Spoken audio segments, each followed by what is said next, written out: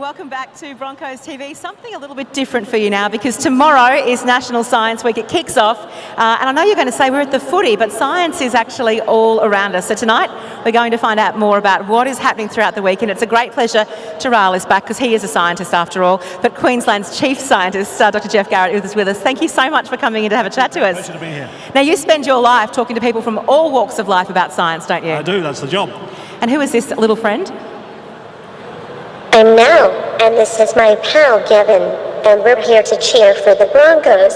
Let's go Broncos. Let's go Broncos. Nice to meet you now. What is National Science Week all about, Jeff? So National Science Week is really our annual celebration of the wonder of science and what's happening and the impact it's making in our life. Thousands of people all over our country, loads of events, more than 100 events here in Queensland. And actually the bonus is this morning, we won the Guinness Book of Records achievement for the biggest ever practical science class. How many kids? 2,895. Imagine that. Which was a lot of work. Now, I presume if people want to know more about what's going on throughout the week, they can use technology to find out a little bit more. That's right. So just Google National Science Week and National Science Week Queensland. Are the Broncos part of National Science Week? Are the Broncos part of National Science Week? Well, he's certainly tonight's all about it, and on Monday we've got a very interesting event. You do indeed. Petro Civoniceva, who I know is a happy man tonight, one of our Broncos greats, because of course Fiji won the rugby gold medal today, which was amazing. Petro's going to be a part of something special that you're doing on Monday. That's right. So we're at the break today, we're using science to assess scientifically the fitness of a whole range of footy codes competing against each other, and we've also got a couple of ballet dancers in there. So we'll be interested to see how they do against the professional soccer players and rugby players. I want to be a super fit Broncos player like Petro or Gerald when I grow up. Jarrell, he likes saying that. I like him. It's not that easy though. What does it take to be a Bronco?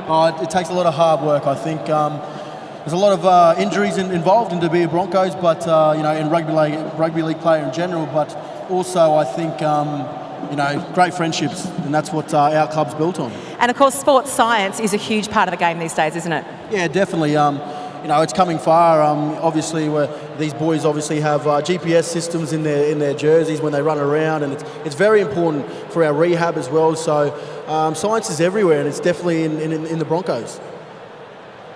And the communications specialists who bring the game to your TV at home.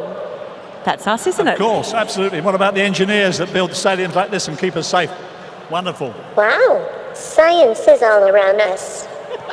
Now, Terrell, we mentioned it a little bit earlier. The Olympics is happening. A huge, you can't even imagine the Olympics without science. Yeah, definitely. Everything you do, we've been watching the swimming. That's a big part of the Olympics, and science in there with them touching the walls and the fraction, the seconds that you need to obviously win gold medals, silver medals, hundreds of a second to lose them.